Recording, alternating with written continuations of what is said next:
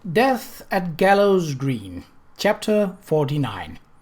Quod erat demonstrandum, which was to be proved. Euclid.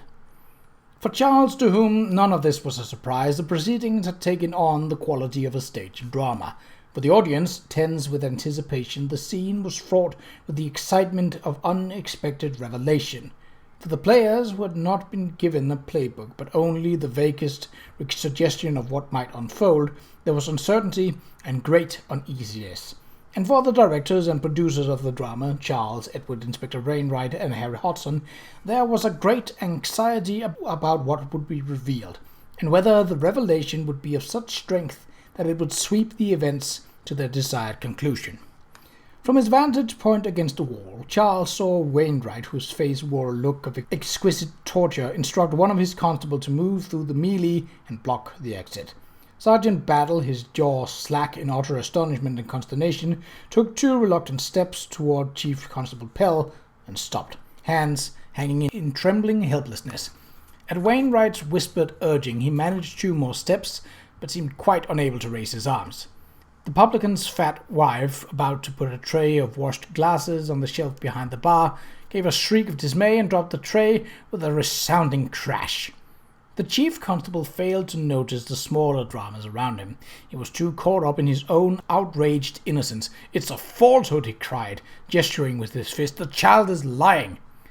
Betsy stared at him. "I may only be a little girl," she said with enormous dignity, "but I know what I saw." Beside Charles, Edward gave a muted cheer. "That's my girl," he exulted under his breath. With the assistance of the clerk, Betsy climbed down from the chair and returned to her seat. As she sat down, her mother gathered her into her arms and pulled her close. For all her composure, Betsy buried her face against her mother and burst into tears. Harry Hodson pointed his gavel at the chief constable and fixed him with a stony look. "While your emotions are understandable in view of the serious accusations against you, I will tolerate no further outbursts. In due course you shall be permitted, although not required, to testify before this inquest. Until that time, you will remain silent. Inspector Wainwright, confine the accused." Wainwright nodded with a great sadness to Sergeant Battle.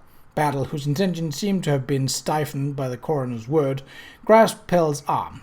Another uniformed constable materialized out of the crowd to assist him. "Get your hands off me!" Pell shouted, struggling against their hold. "I refuse to testify. It is absurd to require an officer of the law to demean himself by answering such a spurious accusation."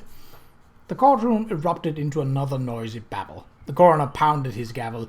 "Order! There will be order, or I will hear this court of spectators." The room gradually became quiet as the 2 constables pinned the chief constable's arms behind him. Hodson scowled at Pell.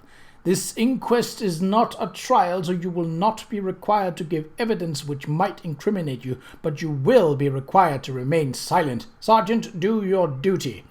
The sergeant and the constable maneuvered Pell, still resisting, to the seat between Nathan and Brock, which had been vacated by P.C. Bradley.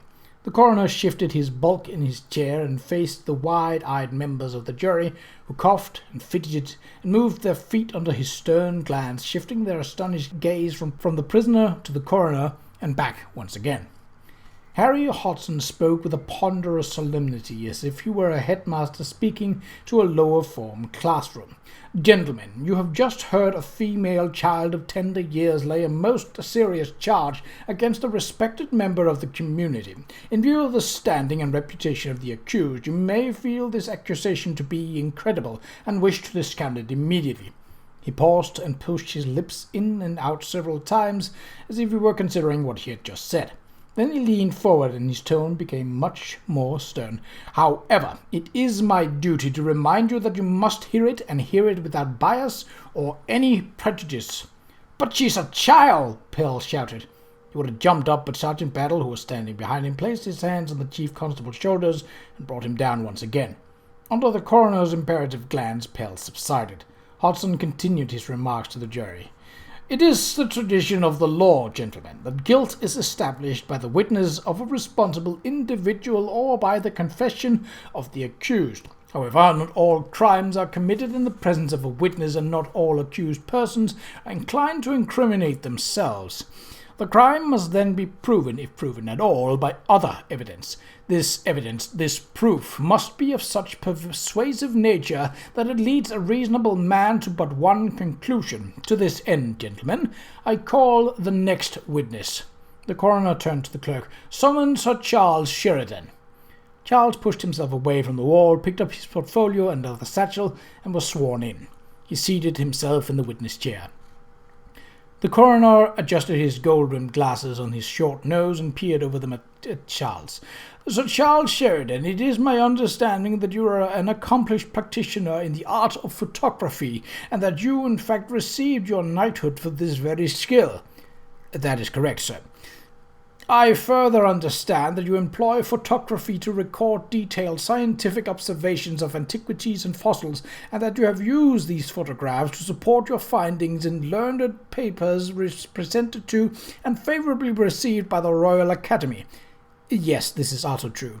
"And you were summoned to the place where the body of Russell Todd was discovered shortly after the event to assist Constable Lakin in the investigation and to document the scene with your camera." "I was." Harry Hodgson settled back in his chair. "Tell us then," he said, "what you observed and what you concluded from your observations." "I took a number of photographs of Todd's body and of the scene of the crime." Charles reached into his portfolio and took them out.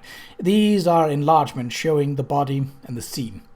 The coroner examined each print in turn, then handed it to the clerk, who dispatched it to the jurors. They handled the photographs with as much gingerly distaste as if it had been the dead man himself, and then returned them to the clerk, who placed them once again before the coroner.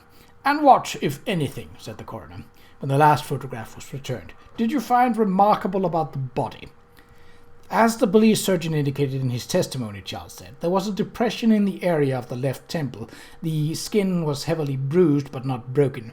Charles picked up a photograph and pointed to the wound, much enlarged. "The depression appears to have been created by a blow from a blunt object no larger than 1 inch in diameter. Such an injury would be consistent with a blow from the butt of a handle of some type of implement." "Quite so," Charles replied. "As there were no such implement at the scene, I concluded that it had been removed. The fatal blow would seem, therefore, to have been inflicted intentionally, or at least the fatality intentionally concealed." Harry Hodgson's, "I see," was judicious. "And did you find anything remarkable about the scene of the crime?"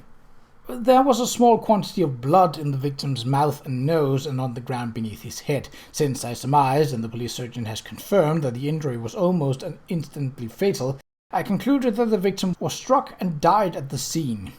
Charles glanced at Pell, who had arranged his face into a supremely contemptuous disregard, giving no hint that he was attending to the testimony. "I see," Hodgson said again.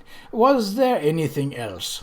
"Yes," Charles said. "Around the body there were a number of shoe prints impressed in the soft earth, which was fortunately of a consistency that captured them in fine detail." He took up another photograph and pointed. "Among these shoe prints were a series of deep, round indentations, which I took to be the heel prints of a woman's boot. You can see them here." He pointed again. "And here," he passed the photograph to the coroner, who examined it.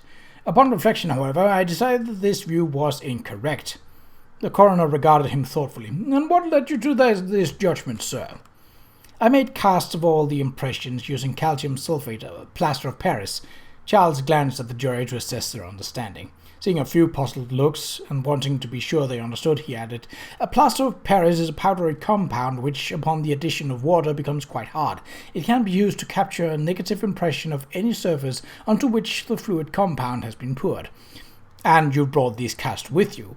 "Yes." Charles took the casts out of his satchel and set them on the table.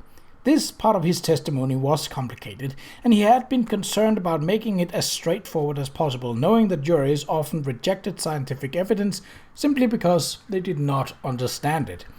"There are 5 pairs of casts, 3 of which belong to the persons who visited the scene after the body's discovery. Myself, Constable Lakin, and Miss Ardley." Charles set them to one side. "I am confident in this identification because I made the cast of the shoes themselves for the purpose of comparison," he added. "I can produce these if you wish." Enter the 3 identified pairs in evidence," the coroner said to the clerk, who numbered each in order with India ink. "You may provide the matching cast to the clerk after this hearing," he told Charles. "Please continue."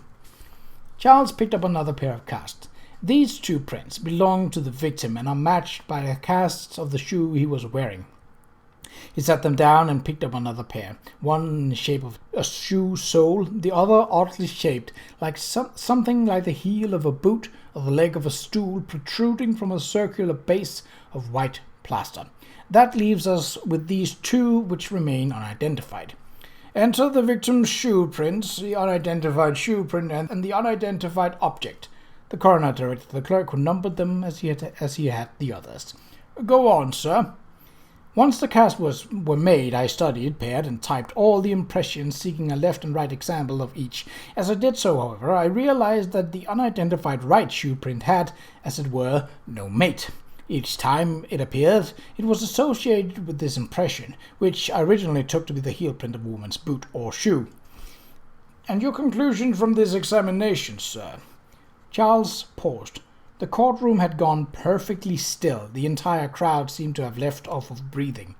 Pell's arms were folded across his chest, and his gaze unwaveringly fixed upon some point over the coroner's right shoulder, disdain written in his entire features. I believe, Charles said, that these impressions were in fact made by a man with a shoe on the right foot and a wooden stump in place of the left. The taut stillness erupted into a loud, buzzing chatter. Above it came a piercing, "The copper's got a wooden leg," from the publican's fat wife, followed by the publican's frantic shushing. The coroner picked up his gavel and used it violently, at last achieving a measure of quiet. He glared around the room as if ready to execute every single spectator, and then finally turned to Charles. "That is all well and good, Sir Charles, but how can you be sure that the man with the wooden leg did not visit the scene before or after the victim's demise?" Charles glanced at the jury. He had their attention, and he did not want to lose it. "You know that leaves fall to the ground every year." One or two of them nodded wisely. "And you also know that this year's leaves fall on top of last year's leaves." The man who had claimed to be deaf was leaning forward, intent, also nodding. The coroner frowned. "And what does leaves have to do with footprints?" "Only this, sir," Charles said. "The footprints of persons visiting the site after the discovery of the body were intermingled. Where these particular tracks are found together with those of the victim and the man with the wooden leg, they are laid upon them, just as we would expect, having been made at a later point in time. This year's leaves, as it were, on top of last year's leaves."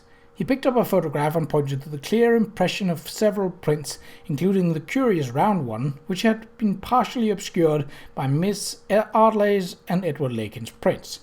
The footprints of the victim and the one-legged man, however, where they occur together, are intermingled. They were laid down at the same time, last year's leaves, as it were.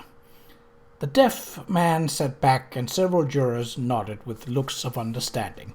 Hodson studied the photograph for a long moment, rubbing the bridge of his nose with his thumb so firmly that Charles wondered why it was not completely flattened by now.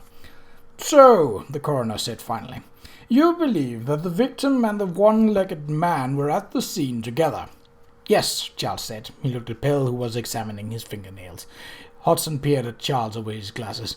"Are you able to shed any light on the identity of this man?" "I believe so." Charles picked up the cast that he had once thought to be a woman's boot heel. "This cast is a detailed and faithful reproduction of the lower 4 centimeters of a wooden leg. You'll note that it appears to be fashioned with a protective cup of some sort on the tip, probably made of rubber. And if you look closely here," he took out a pen and pointed at the cast, "you will see that this cup itself has split and separated." The coroner leaned forward and took the cast from Charles. "It appears," he said thoughtfully, "that a part of the rubber tip has been lost." "Exactly," Charles said. "The man who accompanied the victim seemed to have worn a wooden leg with a damaged rubber tip." Charles looked once more at Pell, who was no longer absorbed in his fingernails. His face had gone grey, his mouth thinly pinched, and he was staring at Charles with a look of wild-eyed panic. The room was so quiet that old Willie Hoggerstock's cry of "Fresh fish today!" in duet with the gypsies' "Boots for tuppence" could easily be heard. The coroner leaned back in his chair and for a very long time studied the cast in his hand. Finally he laid it down and spoke. Chief Constable Pell, I will not require you to give a sworn testimony which may be used against you in later trial. However, as the crowned coroner and representative of Her Majesty the Queen, I require you to surrender certain evidence that may be matched against the cast taken at the scene. Do you elect of your own free will to testify before this inquest, or do you choose to yield up your leg? Dudley Pell, Chief Constable of the Essex Constabulary, gave a low moan and covered his face with his hands.